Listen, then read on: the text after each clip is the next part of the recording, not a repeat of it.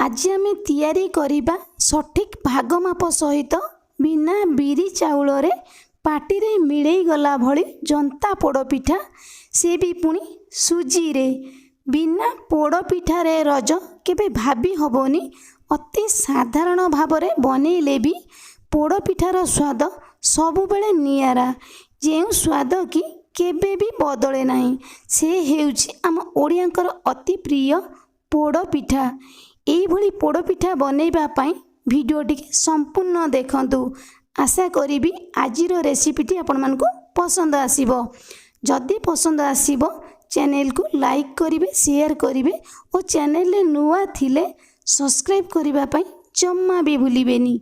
नमस्कार, मामा किचन ओडिया को आपण मानकु अनेक अनेक स्वागत। एई पोड़पिठा पई आमको सुजी दरकार। जेकोसी सुजी आपण माने नहीं पारिबे। मोटा दाना वाला सुजी नहीं पारिबे, पतला दाना वाला सुजी मध्य नहीं पारिबे। कथा रहिले कि जेकोसी गिना हेउ कि ग्लास हेउ आपण माने सेट करके नेबे। तो सेम गिना रे आमे नहीं जिबा गोटे गिना गुड़। गोटे गिना आमे सुजी नहीं थिले तो सेथि पई हमको गोटे गिना गुड़ ही दरकार। ता सहित हमको दरकार गोटिए नड़िया। फाळे नड़िया को मु छोटिया छोटिया करी काटी नहीं जाइथिली, आउ फाळे नड़िया को मु कोरी नहीं जाइथिली। ता सहित आमको दरकार 2 रु 3 चामच घी, गोटिए तेजपत्र, आधा चामच अदा छेचा, आधा चामच गोलमरिच गुंड, आधा चामच ग्रीन गुजरातर गुंड।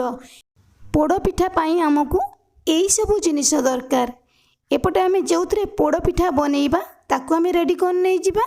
एठी मो कैटिन ले पोड़पिठा को बनैबी तो जेकोसी जगह आपण माने पोड़पिठा को बनै पारिबे।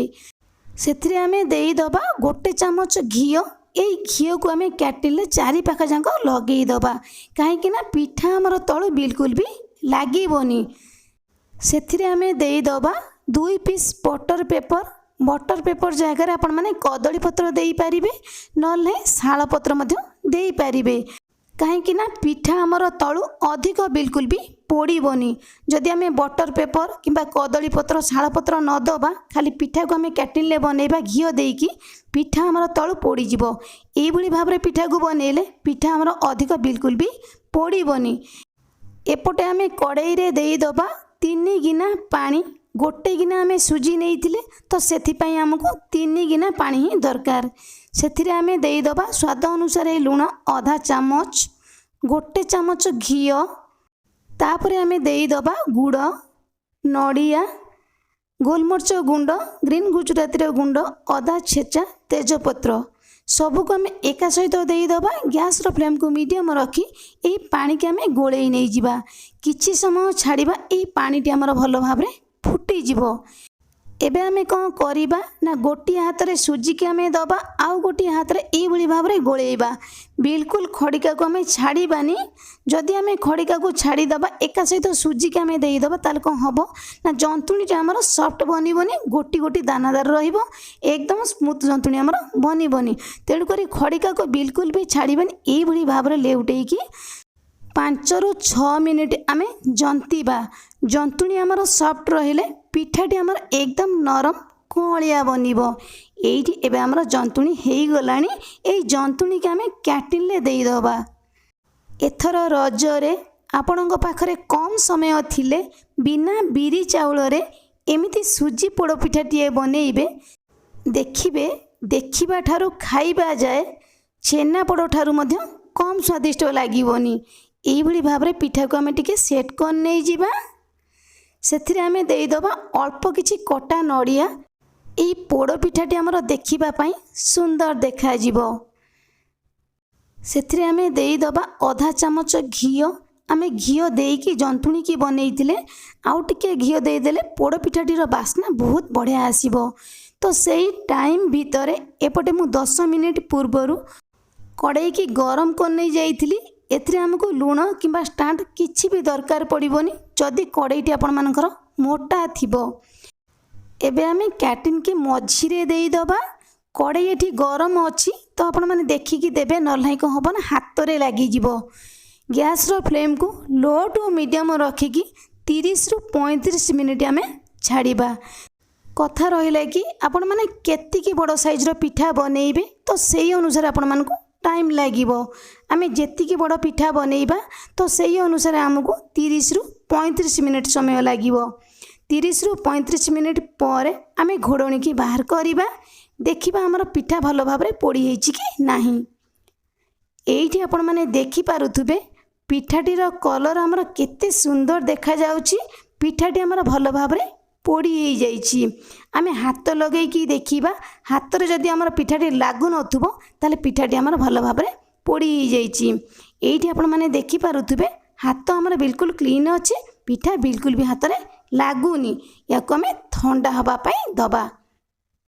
पिठाटी तो हमर भलो भाबरे ठंडा हो जाइछि, ता सहित चारि पाखरु मध्य छाड़ी जाइछि। एथिरे हमको छुरी लगेबा पई पड़िबोनी।